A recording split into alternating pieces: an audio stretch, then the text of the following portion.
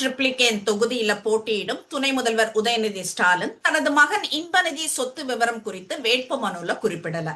அதே போல பெரம்பூர் திருச்சி கிழக்குல போட்டியிடும் தாவேகா தலைவர் நடிகர் விஜய் வேட்பு மனுல தன்னோட மனைவி, மகன், மகள், பெற்றோருக்கு கொடுத்த கடனை கூட குறிப்பிட்டு இருக்கா. இந்த ரெண்டுமே ஒரு பொது வெளியில விமர்சனத்துக்குள்ளாயிருக்கு அப்படின்றதுதான் சொல்லணும்.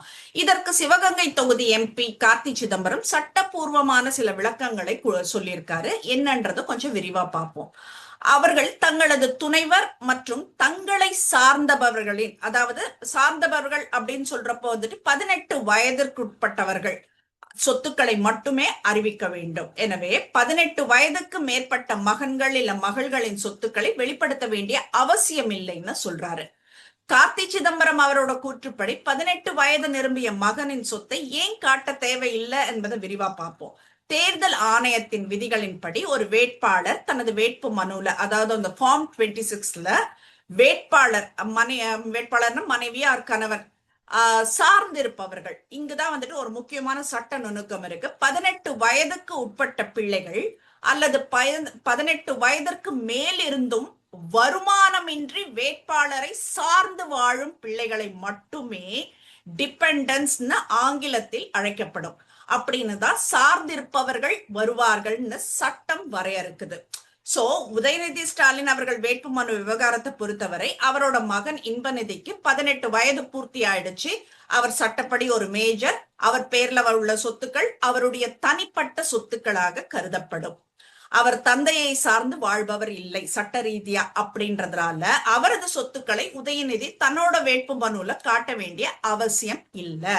இது சட்டப்படி செல்லும். ஓகேங்களா? அடுத்ததா கார்த்தி சிதம்பரம் அவர் சொல்றது என்னன்னா, விஜய் தனது மனைவி, பிள்ளைகள் மற்றும் பெற்றோருக்கு கடன் கொடுத்தது குறித்து கடனை பத்தி சொல்றப்போ குடும்ப உறுப்பினர்களுக்கு இடையே நடக்கும் பரிமாற்றங்கள் உட்பட அனைத்து பரிவர்த்தனைகளும் கணக்கு புத்தகங்களில் பதிவு செய்யப்பட வேண்டும் மற்றும் அவை வருமான வரி தாக்கலின் ஒரு பகுதியாகும் சொல்றாரு. சோ குடும்ப உறுப்பினர்களுக்கு இடையிலான பரிமாற்றங்கள் பொதுவாக அந்த கடன்கள், முன்பணங்கள், அட்வான்ஸ் சொல்றோம் இல்லைங்களா, அப்படிதான் கருதப்படுது. இல்லைன்னா அவை வருமானமாக கருதப்பட்டு வரி விதிக்கப்படும்னு சொல்லியிருக்காரு. சோ கார்த்தி சிதம்பரம் அவர்கள் கூற்றுப்படி குடும்ப உறுப்பினர்களுக்கு கடன் கொடுத்தால் ஏன் வருமான வரி வராது அப்படின்றத பார்ப்போம்.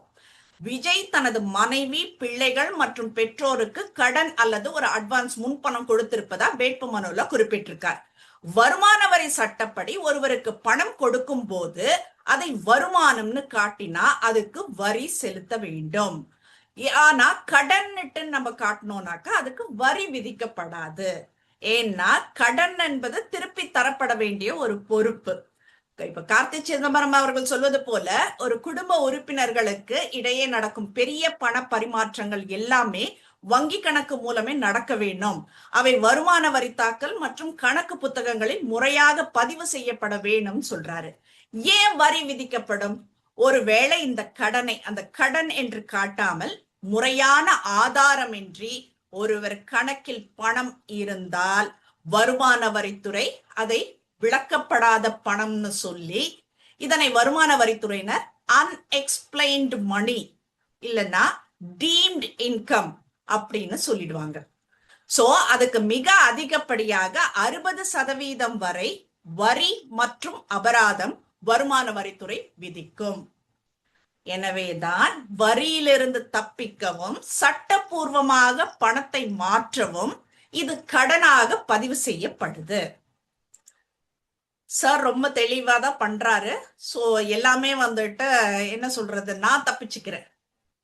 கேப்டன் ஆஃப் த ஷிப் என்ன பண்ணுவாரு, அடுத்தவங்களுக்கு ஆபத்துன்னா நான் தப்பிக்கணும், அவ்வளவுதான். நீங்க யாருன்னா எக்கேட கெட்டனா போங்கன்ற லெவல்ல ரொம்ப தெளிவா இருக்காரு அப்படின்றதுதான் இது காட்டுது.